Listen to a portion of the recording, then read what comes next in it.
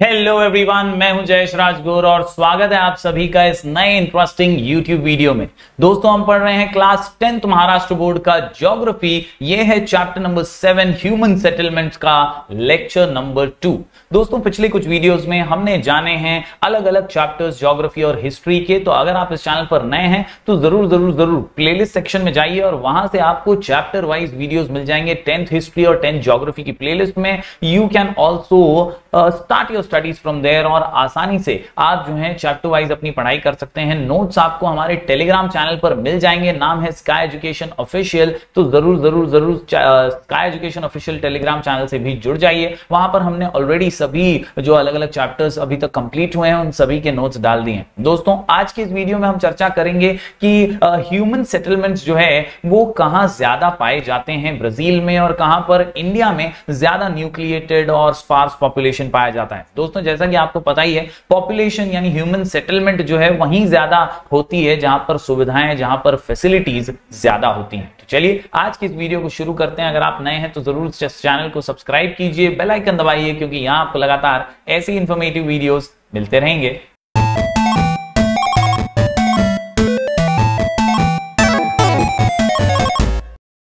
तो दोस्तों, जब बात करते हैं पॉइंट्स टू रिमेंबर की, तो इस चैप्टर में आपको याद रखना है सुविधाओं के बारे में और उन एरियाज के बारे में जहां पर ज्यादा पॉपुलेशन है, यानी ज्यादा ह्यूमन सेटलमेंट्स हैं। दोस्तों, in India we can see variety of settlement patterns. जी हां दोस्तों, और ये सारे जो पैटर्न्स हैं ये इसीलिए हैं क्योंकि सब जगह क्लाइमेटिक फैक्टर्स अलग अलग हैं, अवेलेबिलिटी ऑफ वाटर सब जगह पर अलग अलग है, slope of land, level of development, ये जो है दोस्तों ये कुछ फैक्टर्स हैं जो ह्यूमन सेटलमेंट्स को अफेक्ट करते हैं।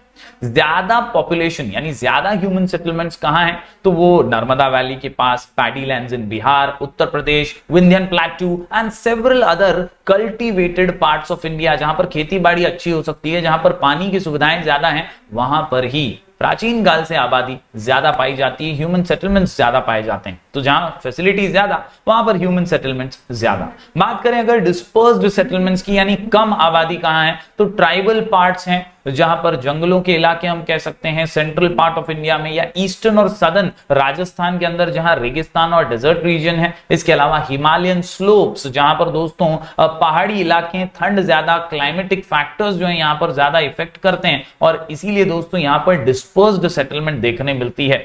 बात करें ब्राजील की, तो earlier settlements in Brazil were found by the settlers of Europe. Europe से जो सेटलर्स होते थे वो ज्यादातर ब्राजील के अंदर सेटल्ड थे, और वो भी mainly in the coastal areas, यानी जो ईस्टर्न कोस्टल एरिया है जहां पर ज्यादा पॉपुलेशन है ना, वहीं पर ये यूरोपियन सेटलर्स भी हुआ करते थे। और इसीलिए साओ पाउलो रीजन जो है दोस्तों ये न्यूक्लिएटेड है, बहुत ज्यादा आबादी है यहाँ पर। काहे को, तो the reason has good water supply, ज्यादा पानी की अवेलेबिलिटी है। इसके अलावा rich soils ideal for growing coffee, यहां पर खेती अच्छी होती है कॉफी की। बात करें सप्लाई ऑफ मिनरल्स की, तो वो भी लार्ज है, और अच्छा ट्रांसपोर्ट सिस्टम है, कनेक्टिविटी बहुत अच्छी है, और यही तो सुविधाएं हैं जो चाहिए हर ह्यूमन बीइंग को जल्दी से जल्दी, बड़े ही आसान तरीके से। That is why my dear students, Sao Paulo nucleated segment है। दोस्तों, इसके अलावा settlements become sparse as we move towards the central part of Brazil, और ये कुछ कारण है दोस्तों जिनकी वजह से स्पार्स जो है देखने आबादी मिलती है सेंट्रल पार्ट्स में। आपको पता ही है,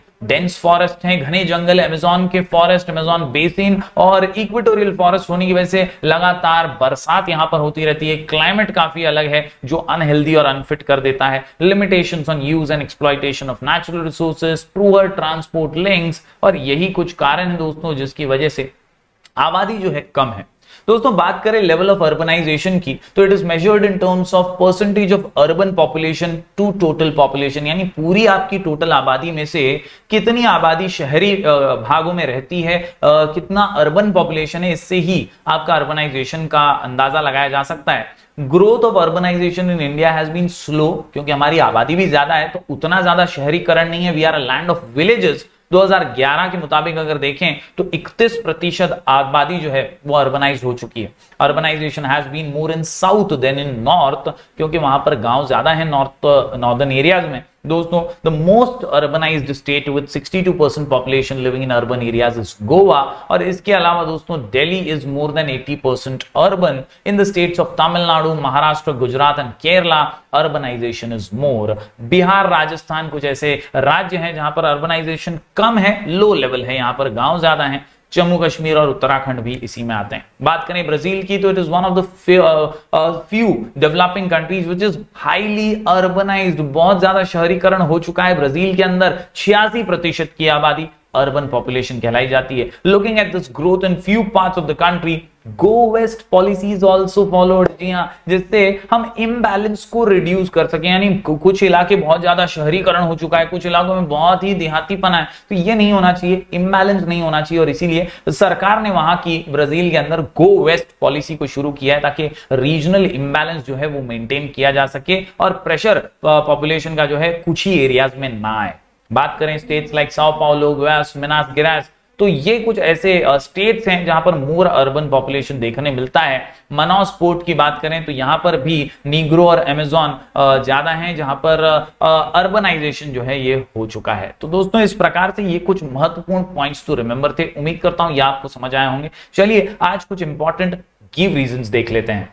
तो दोस्तों सबसे पहला गिव रीजन है हमारे सामने, urbanization is increasing rapidly in India. जैसा कि अभी हमने पढ़ा कि स्लो ग्रोथ है अर्बनाइजेशन का, 31% ही अभी तक अर्बनाइज हो पाए हैं, लेकिन इसका रेट जो है वो अभी इंक्रीज हो रहा है, फटाफट हो रहा है शहरीकरण। तो इसके क्या कारण हैं? तो दोस्तों सबसे महत्वपूर्ण चीज जो मैंने शुरुआत में ही बताई कि भैया अगर फैसिलिटी अच्छा होगा तो सब कुछ अच्छा होगा, ह्यूमन सेटलमेंट ज्यादा होगा, और वही यहां पर समझाने की कोशिश हो रही है दोस्तों। In India there has been growing industrialization, rapid industrialization, फटाफट विकास हो रहा है, इंडस्ट्रियलाइजेशन हो रहा है तेजी से, और इसीलिए जॉब्स अवेलेबिलिटी भी अब अर्बनाइज्ड एरियाज में ज्यादा बढ़ने लगी है। इसकी वजह से अर्बन एरियाज में फैसिलिटीज यानी सुविधाएं गांव के मुकाबले अच्छी होने लगी हैं। यहां पर वाटर सप्लाई हो, इलेक्ट्रिसिटी हो, हेल्थ हो, एजुकेशन हो, प्रॉपर तरीके से मेंटेन हो रहा है, और इसीलिए दोस्तों इंक्रीजिंग माइग्रेशन है। लोग जो है गांव से अब शहरों की तरफ आने लगे हैं। आप देखिए मुंबई जैसा शहर है, बैंगलोर जैसा शहर है, सूरत, अहमदाबाद जैसे शहर है, यहां पर गांव से लोग अब आने लगे हैं पैसे कमाने के लिए, रहने सहने के लिए। उनको पता है फैसिलिटीज अच्छी हैं इन शहरों में, और यहां पर दोस्तों अपना काम निकल सकता है, और इसीलिए नए नए टाउन्स डेवलप हो रहे हैं। फर्दर इससे अर्बनाइजेशन रैपिडली इंक्रीज हो रहा है, and that is why my dear students urbanization is increasing rapidly in India. तो ये तीन महत्वपूर्ण कारण याद रखिए, एक तो फैसिलिटीज, दूसरा इंक्रीजिंग माइग्रेशन, और तीसरा इमर्जेंस ऑफ न्यू टाउन्स। इन तीन पॉइंट्स के जरिए you can easily write this give reason very nicely and earn maximum marks. बढ़ते हैं दोस्तों अगले गिव रीजन की ओर, तो ये है settlements are sparse in the north eastern Brazil. हाँ भैया, यहां पर कम आबादी क्यों है? नॉर्थ ईस्टर्न ब्राजील में आबादी कम क्यों है? प्रश्न समझ लीजिए, आंसर तो आपको पता ही है। पॉइंट्स टू रिमेंबर में हमने देखा है भाई, रेन फॉरेस्ट एरिया है, घने जंगल है, बरसात होते रहती है, तो ऐसे में याद रखिए सेटलमेंट वहां कम होगा जहां फैसिलिटीज कम होंगी। The thick equatorial rain forest zones are in north east के अंदर ही ये रेन फॉरेस्ट जोन्स है। इसके अलावा the climate here is unhealthy and unfit for settlement. There are limitation on use and exploitation of natural resources. वहां पर natural resources को use करने का लिमिट है,